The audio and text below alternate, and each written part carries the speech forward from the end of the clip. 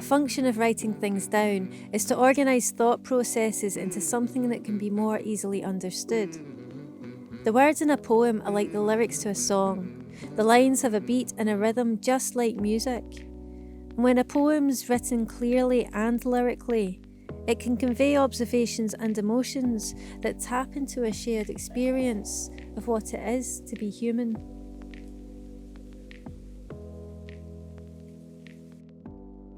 I biked up Troopers Hill to see Bristol displayed.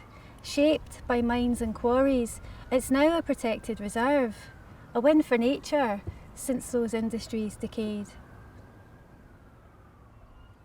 Poetry gets a terrible rep. It's been commandeered by, I don't know, people that think that poetry should be ambiguous and be thee and thou and obscure.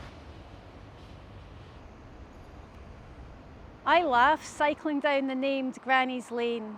Lane means it's wide enough to roll a cask of wine. But why is it called Granny's? Did she stop wine spillage?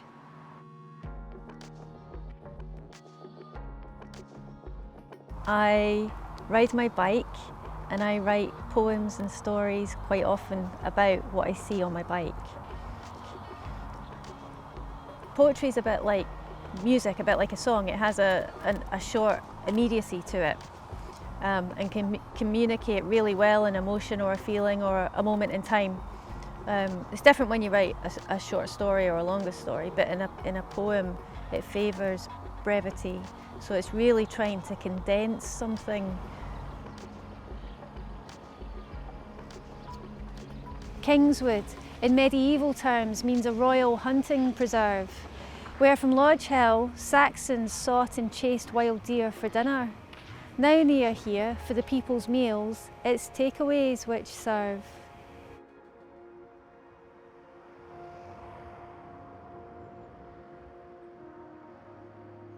The bike is my freedom, that's my vehicle, you know, so it's my literal vehicle, but it's also it's also an emotional vehicle. You know, going for a bike ride generally doesn't ever make anything worse. At the bike shop, their door has a COVID screen to speak through and a fab bike bell on handlebars to ring for service. Reassuring and nice touches from an indie venue. About a year and a half ago, I had an acute depressive episode, and it's not the first time it's happened. It's happened a few times in my life. Luckily, I got better, because like any kind of illness or injury, you get better with help. But I'm aware of you know what some of the warning signs and symptoms are for anxiety and depression, and I think it's been quite tough with lockdowns for a lot of people anyway, because you become isolated. But one of the warning signs of depression especially is self-isolation, which I was definitely doing a year and a half ago. You just get smaller and smaller and hide away, and combined with anxiety, it's really difficult to go outside. So I thought, well, one way to make myself go out on my bike is if I just write a verse of poetry about something I see. So that's how Bristol Bike Bard kind of emerged. We're outside where Thomas Chatterton was born. He was a poet who died when he was 17, born in Bristol, and made really famous by the Romantic poets who sort of championed him. Wordsworth and Coleridge mentioned him in a poem, and he was made famous in a painting of the sort of doomed poet dying in an attic, poor, and by suicide in the painting, although it's not sure if that's how he actually died. And he's really special to me because one of my first commissions was to write a poem related to 250 years of Thomas Chatterton being dead, and it was to do with challenging stereotypes associated with mental health, which is something that's really important to me. Thomas Chatterton's birthplace is what this verse composes. He was born in a house that's now a cafe on Redcliffe Way. Most poets die young or poor, is what history shows us.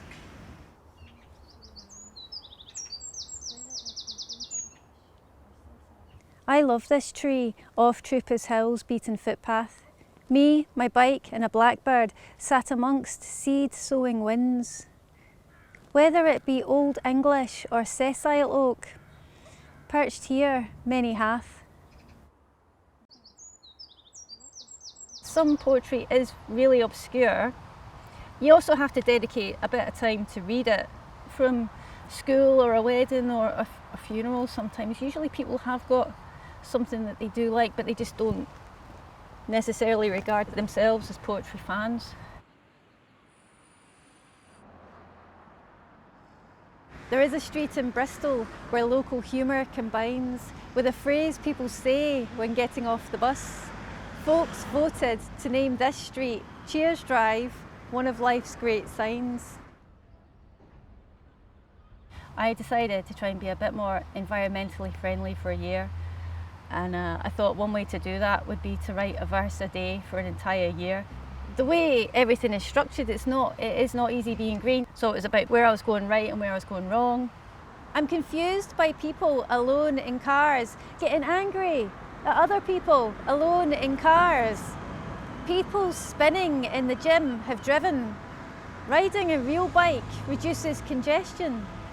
It's not easy being green, but just cycle, walk or run.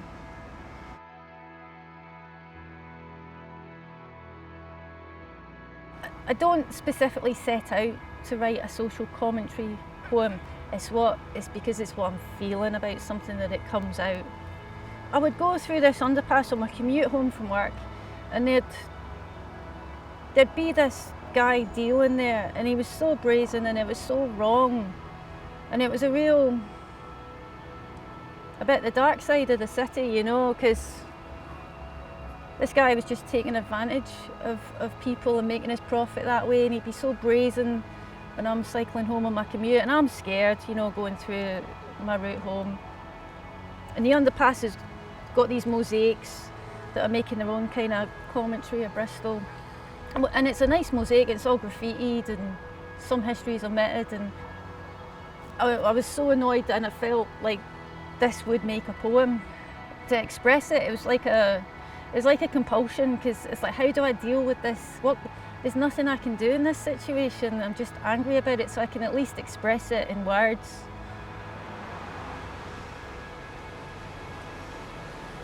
I cycle quickly past the junkies in the underpass. Their dealer stands dead centre, a white man dressed in black, astride a bike with no lights, this underworld his stage. Evening, brays this king of short, sharp pricks, as I ride wide of him, peddling his shit to two locals laid low between the broken glass and grit. His shout carries a glint, like the water in the bottle, and the tarnished metal spoon I spy left at pedal level, a scene waning like the moon. Yellow light reveals them huddled beneath the underpass's mosaics, which depict a long history of most of Bristol's trades, this current exchange excluded, and the sugar and the slaves. Graffiti scrawls across the pictures, letters and words all strung out. Not street art, not a Banksy, just a public place defaced. It's an update representing this exact time and space.